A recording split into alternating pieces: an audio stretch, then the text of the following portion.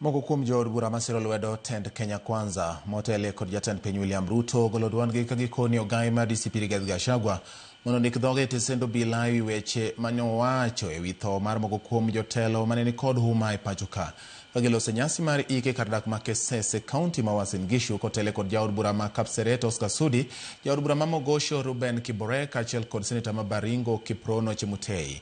Jotelo go oseyo Gachagua kuom wacho weche masiayo oganda kendo nyalo nyayo pogruok e kind oganda. Seneta Kiborek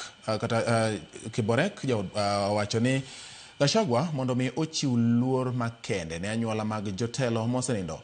Jotelo go medo ni Gachagua onego ket maino mare chiwo singo mare ne jo Kenya kapo ni en gi singo moro amora.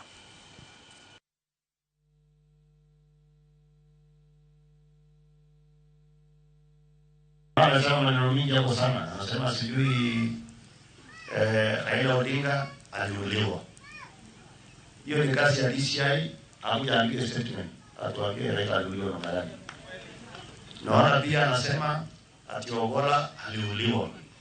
Hiyo ni kazi ya DCI, haina andike statement, atukonfirmie. Hata sisi tunazunguka tunataka tujue nini ilifanyika kama hakuna kitu anajua. Ninaona pia anasema rafiki yangu Ngeno, ile mliona ndege ile alijaribu kuinuka na mliona kwenda ilikuwa mbaya. Anasema pia Ngeno aliuliwa.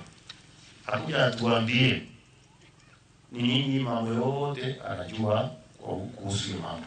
Ukisimama lazima uongee mambo yanajenga nchi.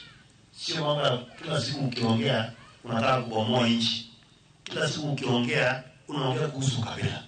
Huyu mtu anataka kusukuma Wakikuyu kwa kona against other Kenyans. Na hiyo hatuwezi kukubali. We want to tell him to respect both boundaries in his political endeavors, to respect families, to respect people, and to allow those who are arrested to rest in peace. And if he has any information, he should volunteer to DCI. If he doesn't trust DCI, he should go to FBI or CIA. Politics of division, politics of hatred, which if not taken care of, it might tear this country apart. We are in an age that if we don't take care of careless leaders like him, we can easily tear this country apart. It is okay for a young leader to be reckless, but it's not okay for someone of 60 years and above to play with the security of this country.